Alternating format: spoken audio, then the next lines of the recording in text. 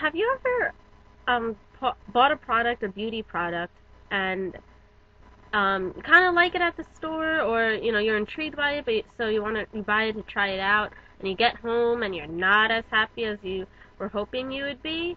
Well, don't be so quick to judge, because sometimes you never know what you don't think works in one way might work in another way. So I have a couple of examples that I want to show you. I love red lips, really pigmented lipstick. I like the colored lips just because they make you look more livelier. I think the lighter the shade of lipstick, the less lively you look. And I only own red lipstick. I just like the colors, the darker color, especially when taking pictures. I like how the colored lip looks, because when it's not when I take pictures when I don't have lipstick on, I hate taking pictures without lipstick, because then my face looks very pale. I could have all the other makeup on, in the world, but if my lips are pale, then I look like nothing. It's just very lifeless, I think. I feel like I'm a dead person when there's very, very little pigment on my lips. So that's why I have a lot of red lipstick. But, it's kind of the trend to have neutral lips or a neutral lipstick, especially if you're going to go really heavy. I mean, sometimes when I wear heavy eye makeup, the fact that I have only red lipstick kind of doesn't work. It's too much. So I decided to go to the store and get a neutral color, a lighter color, not necessarily nude, because like I said, I don't like the colorless look. I was looking for something more pink, or a little bit with more of a hue, more pigment than just nude, plain, something that matched my skin tone. So, I don't like to name drop, but I'm going to do it for this video. I went to MAC and I got a MAC lipstick. Y'all know how much MAC lipsticks cost. And I went to get, I went in and I got swatches of the lipsticks that I wanted to try out, and there was this color. And it looked pretty cool, pretty decent, and I put it on my hand, right? Just like this, along with other colors. So you could see it's pretty neutral. It's a little pink, but against my skin, it didn't look too bad, because there was still a contrast, and it was neutral enough, but not very matchy. So I was like, cool, I'm gonna get this. But mistake of mine, I didn't put it on my lips, and I get home, I put it on my lips, and realize that it is different on my face than it is on my hand. Yeah, the lighting is a little... Yeah, so, if you see, my lips are so washed out, and I'm really, really upset. Oh, I just shut the laptop. And I'm really upset about this. So, I tried this on when I got home, and I didn't like it. And even my mother, she called me into the room, so I went to see her, and she took one look at me and said, "Are you okay? You look sick." And I was like, "No, Mom, I have a bad colored lipstick on." So I was sad, and I was out like, $20-something for the lipstick, and I, felt lost. But then like the next day, I was like, you know what? Let me try something else. And lo and behold, I have lip glosses, I have other lipsticks, and it looks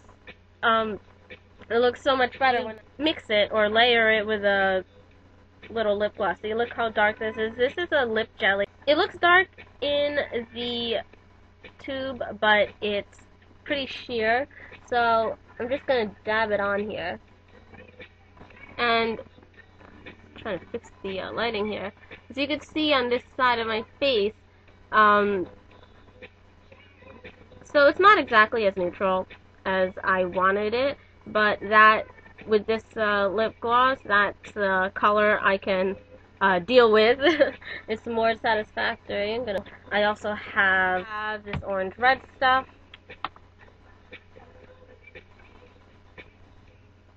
And I think that looks even better. Okay, you can't really tell with this camera. It's not all lost with this. So this isn't trash. This is treasure. So I don't like the lipstick by itself, but I like mixing it. So that's something I learned, and I figured I'd share that with you. Another product that I got at the store and wasn't happy with when I got home was this brush right here. This is a double-ended brush that I got at the drugstore. This end is the blending brush, and I kind of needed it, so I figured, why don't I get it while I'm here? And the cool thing, on the other side there's another brush. It's the package said that it's a smudge brush, but it's kind of big. Like, I put it to my eye, and it's just a little too big for me, for my personal liking. But instead of using it for the blending, or not the blending, the smudging that the package says, I realized that this size and shape kind of perfectly fits within the crease of my eye. I always have a hard time with getting colors like in my crease, because there is somewhat of a crease there, a socket line that you could see. But when I try to get color in there with the brushes I was using, I'd get eyeshadow all over the place, and it just wouldn't place nicely, and it'd be a little frustrating. But, haha, I got this brush, and I'm just going to show you, because I don't have any primer on or anything like that, but I'm just going to show you how awesome this brush works in my eye socket, or, well, in the crease of my eye, like, perfectly. I'm using like a dark brown, but yeah, I am so happy the way it places the color in there, because if you look on my actual lid, there is, no disturbance. The eyeshadow didn't get there, and so happy. Not trash, my treasure. I'm so glad that I finally figured out what I can do with this.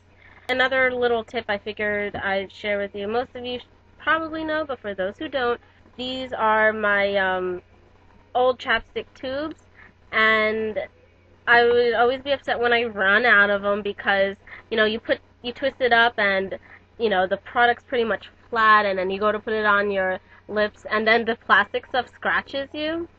And I realized, or what kind of figured out, I kind of knew, but after watching other people's tutorials about lipsticks, that there is still more product within this tube, and to really get your money's worth, you would scrape out the inside and hollow it out just like that, and scrape it out and put it inside a little jar. So I have, like, a bunch of leftover lip balm that is still usable.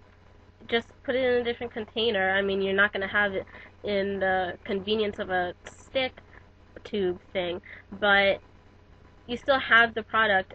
And I pretty much put this little jar, and this is a sample jar that I got at Sephora, and I put my stuff in there, and then I leave this with all my other face routines, like my creams and stuff like that.